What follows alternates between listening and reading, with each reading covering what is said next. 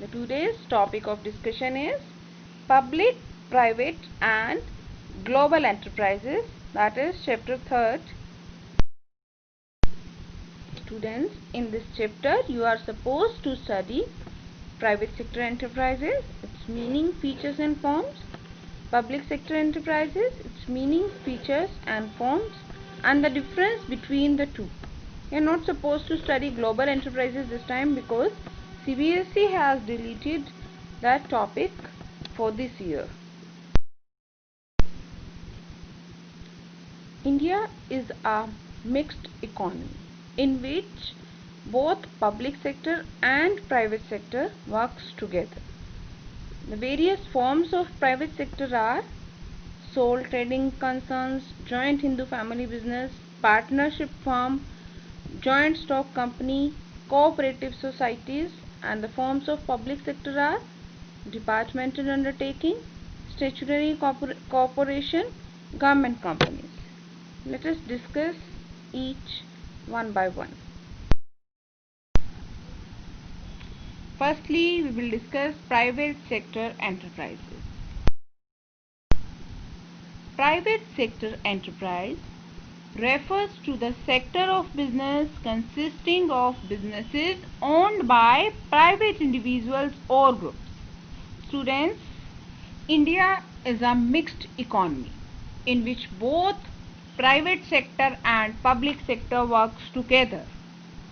Private sector business means those business which are not owned by the government, or in the other words we can say the ownership of which is in the hands of private individuals or groups, which are not the private sector business are those business which are not owned by the government, or in other words which are run by the private individuals or groups. In your daily life you see thousands of examples of private sector enterprise all around you, like grocery shop near you. There are so many shops in the market which are run by the private people. There are many private limited company which I gave you example in the previous video, like many private company, many sole proprietorship, partnership. All these are the example of private sector enterprise.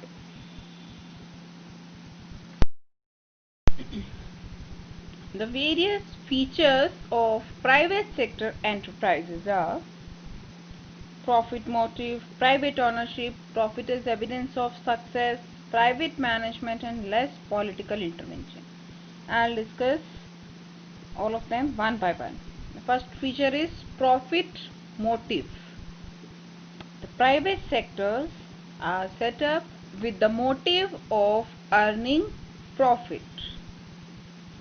As I told you, profit motive is the main objective of a business, and similarly in case of private sector business, earning the profit is the main objective of the business. Generally the private sector business are not made with the objective of service motive. The primary objective is profit motive only.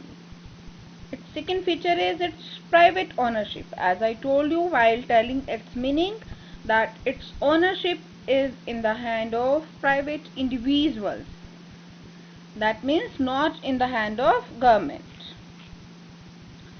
Third motive is profit as evidence of success. If a private sector business is earning profit, it is considered as a successful business, and if it is not earning profit, it will be considered as a failure. Whereas in case of public sector, that means that is owned by the government, and profit earning is not an evidence of success, because in that case service motive is the main motive. And the next feature is its private management. As I told you, in case of private sector business, the ownership is in the hands of private individual, so is the management also. Management is in the hand of private individuals, not in the hand of ministers, not in the hand of government officers. It is in the hand of owner only, and the owner is the private individual, the person from the general public. And the most important feature of private sector enterprise is less political intervention. In private sector business, government does not interfere much as compared to the public sector business, in which government interferes too much. Here are the various forms of private sector business, that are sole proprietorship, partnership, joint Hindu family, cooperative society, company, and multinational corporation, that is also a type of company. All these are the forms of private sector business. Students, we have studied all these forms of business in the previous chapter, and we have discussed all these forms in detail. And if someone wants to know the detail of this, can watch my previous videos and not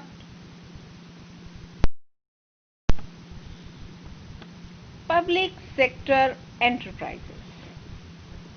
Public sector enterprises means those enterprises which are established by the government and whose ownership and management are also in the hands of government. These enterprises are either entirely owned by the government or their maximum ownership lies with the government.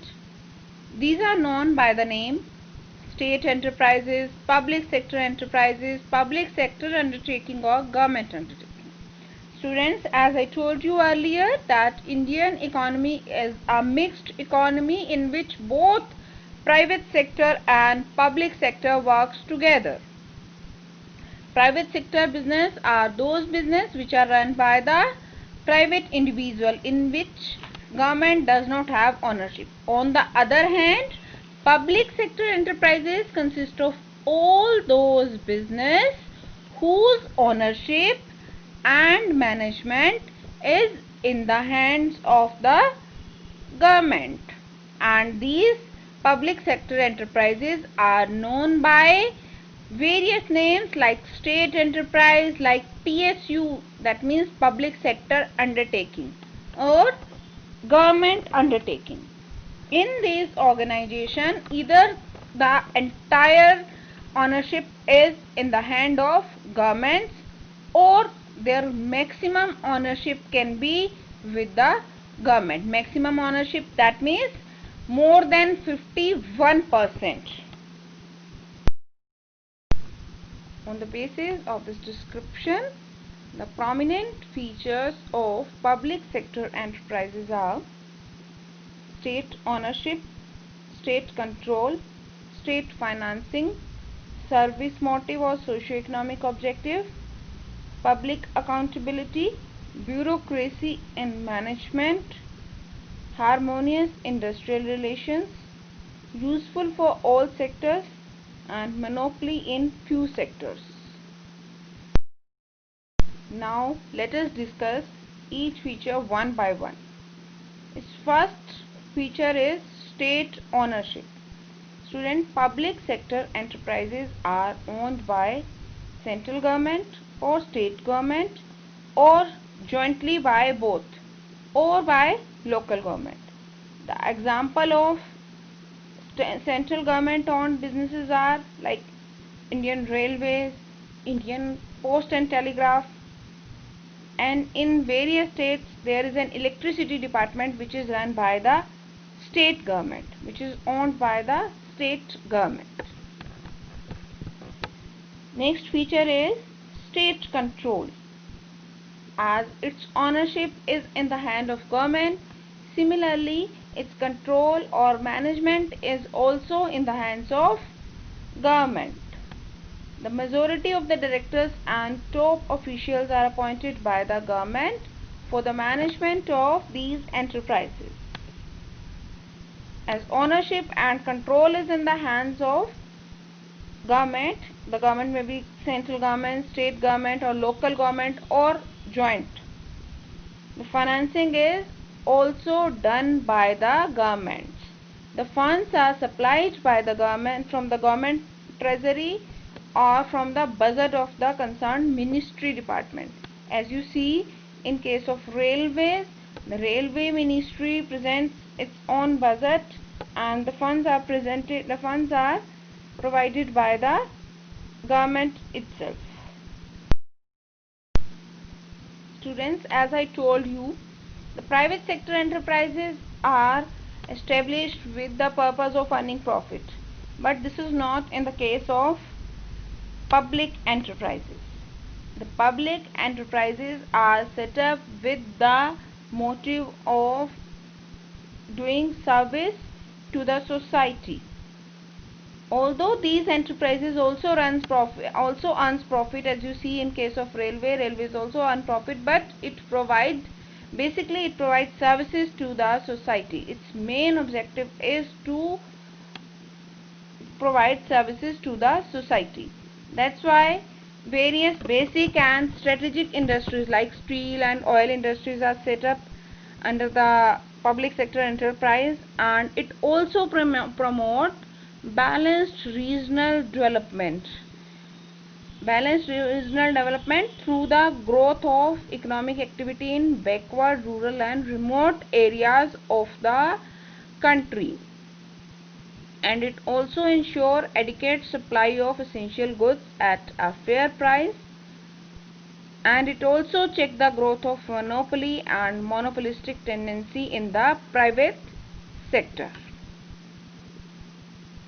Its next feature is its public accountability.